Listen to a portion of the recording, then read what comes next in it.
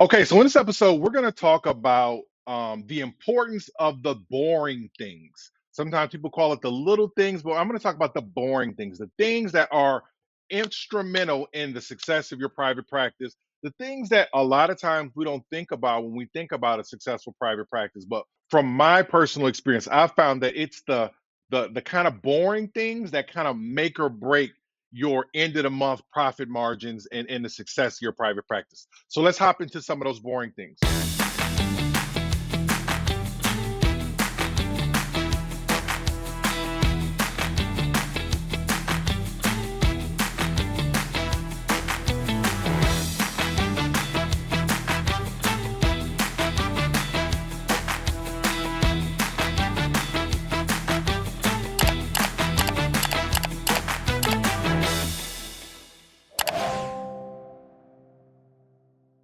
Number one of the most important boring things that I've found that is instrumental in the success of a private practice is something as simple as the consistent collecting of copays.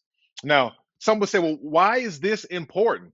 When we look at our 1 to 30-day accounts receivable, our 31 to 60-day account receivable, our 61 to 90-day accounts receivable, a lot of the issues that we find that are going out 30 to 60, 90 days, a lot of the accounts that end up going into collections are simply because, for whatever reason, we forgot or we did not ask to collect a copay. Now, this requires consistent messaging to your front staff person.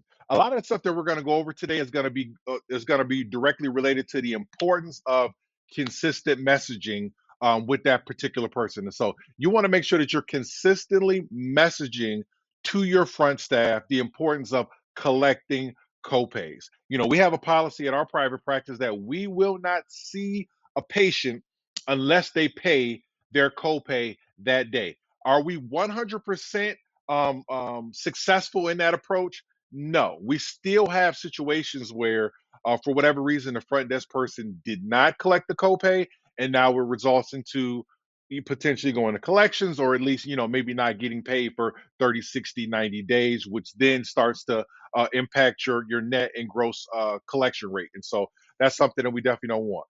I want to encourage you, that $20 copay, that $35 copay, those add up over time. It's something small. It's not hitting the big home run and creating some big, huge sale. It's not going to be something that you feel initially, but when it's compounded over time, something as small as collecting copays can really have a huge impact on your private practice. So I want to remind you, collect your copays and continually message to your front desk staff how important it is to collect the copay. Go back through and check the financials to see, are we collecting copays? If somebody misses a copay, make sure that you alert that person and remind them the importance of collecting a copay. So, boring thing number two, if you're taking insurance and you have an outside company who's billing your insurance, what we found is we need to meet with our billing company monthly and at least on a weekly basis, or maybe every 2 to 3 to 4 days, we need to personally be checking the rejected and denied claims, digging in to find out what's going on and acting on them immediately. This is a mistake that we made for years. I would say for at least the first 4 years of our private practice, maybe five, we just kind of allowed the billing company to do their thing with billing, didn't question anything, didn't really have regular meetings, wasn't really checking what the gross collection rate looked like, what the net collection rate looked like, wasn't really digging into the denied or rejected claims. We weren't checking to see why this particular dollar amount was written off. Was it written off because it was a contractual write-off? Was it written off because we didn't do a timely filing? We didn't dig into some of those things. Again, this is something very boring.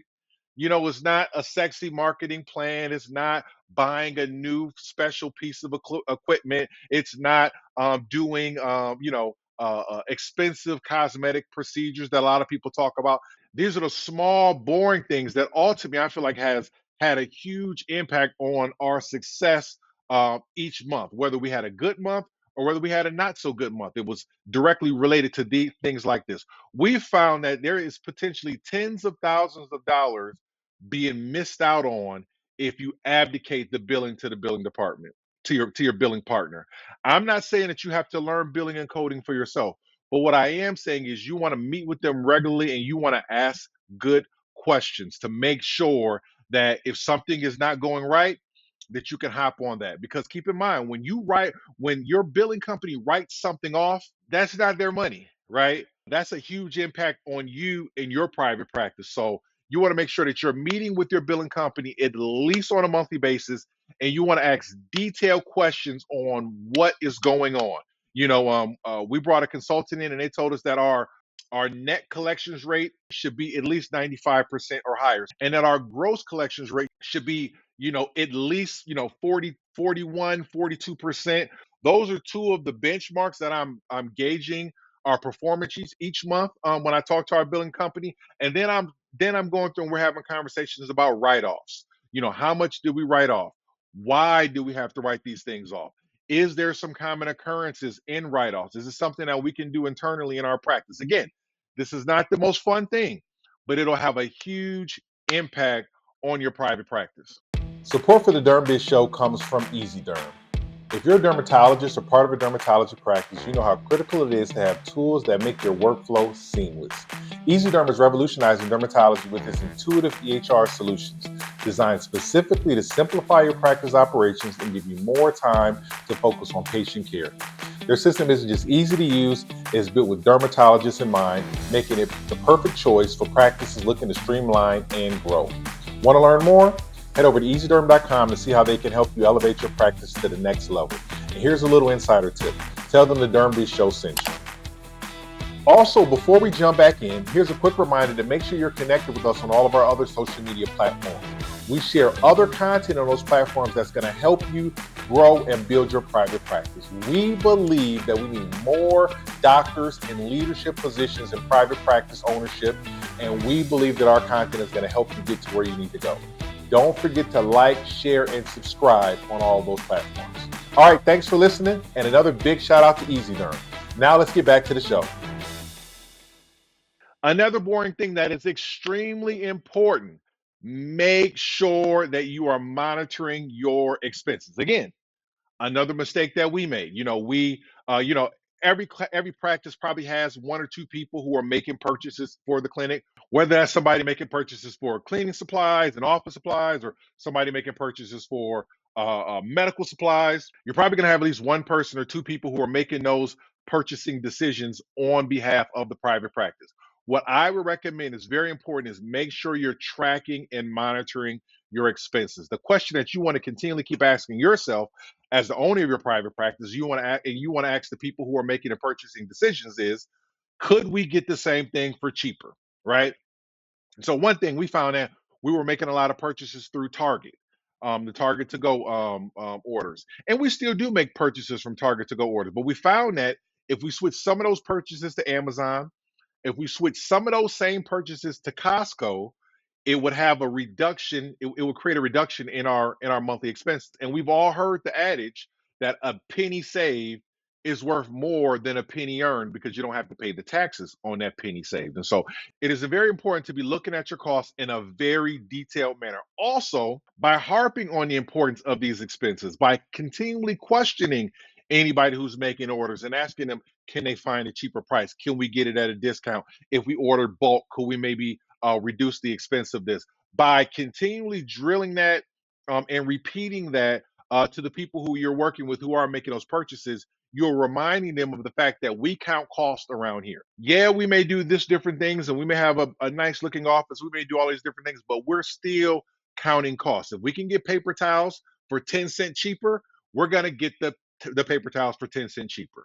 If we can eliminate a shipping fee, or because we're placing less orders and we're ordering bulk, we're going to eliminate that shipping fee. And so by continually reminding your team that this is what we do, and this is what's important for the bottom line of the private practice and the health of your private practice, it not only redirects their behavior, but it also reminds them in the future that oh, I already know what Tony's going to say. He's going to ask me, can I get it for cheaper? And so that is another very small thing that has a huge impact on your private practice. And last but not least, when we talk about the little things, the question I have for you is, when is the last time you have been a customer, a patient of your private practice? It's a good idea to maybe call your private practice anonymously and see how people are answering the phone, or get somebody to do that, to put yourself in the shoes of your patients, from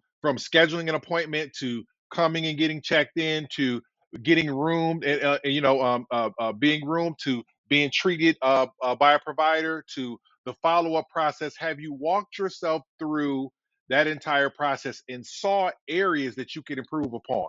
It may be something as simple as how your people answer the phone. Are they answering the phone with a smile? How are they greeting patients when they come in? How are they engaging with patients as they're taking them back to the exam room? If you walk yourself through that entire process as a patient, I guarantee you're going to find some small thing that you can tweak or change to improve that patient experience. I'll give you a quick example. For example, even though I'm the general manager at Lilly Dermatology, I still from time to time work at the front desk and do check-in. And I get so much information on those days. I get a chance to see the process of the patient coming in. I get a chance to hear their experience when they made the phone call over the phone. I get a chance to see their interaction with the medical assistants and with with the provider that day. It is very important on those days. I learn more on those days when I am interacting with patients and seeing their experience than I ever do, in regards to the operations of our private practice. And so, I suggest to you, if you're not in a position to be able to work at the front desk in your private practice, because maybe you're seeing patients, maybe get somebody to anonymously call and kind of test out the process of scheduling an appointment. Have somebody be a secret shopper and come in as a patient and go through that entire check-in process from start to finish. And I bet you'll get a couple of tips or ideas on how you can overall improve the patient experience. So the key point that I'm trying to remind you of is, don't forget about the small things, the small improvements, because over time, those small improvements compound and it makes your practice stronger. It makes your practice provide better care. It makes it a better workplace environment for your team. And most likely, whomever you may be competing with, they're not thinking about those small things compounding over time. I hope this video helps, and I hope you are able to find one small thing out of this video that you can apply in your private practice so you can improve and get better.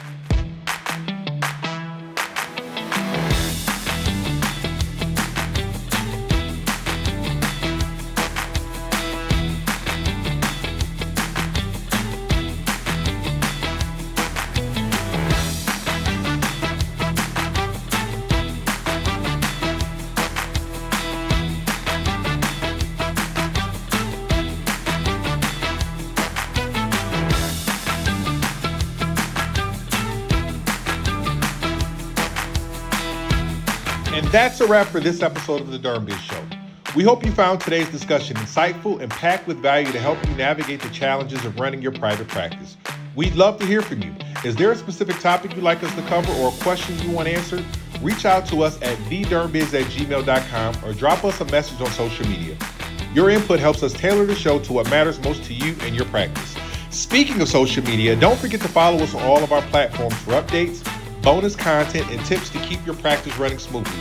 And of course, make sure you like, share, and subscribe to the podcast so you never miss an episode. Thanks for tuning in today, and we can't wait to have you join us again the next time. Until then, take care, keep thriving, and we'll see you the next time on the DermBiz Show.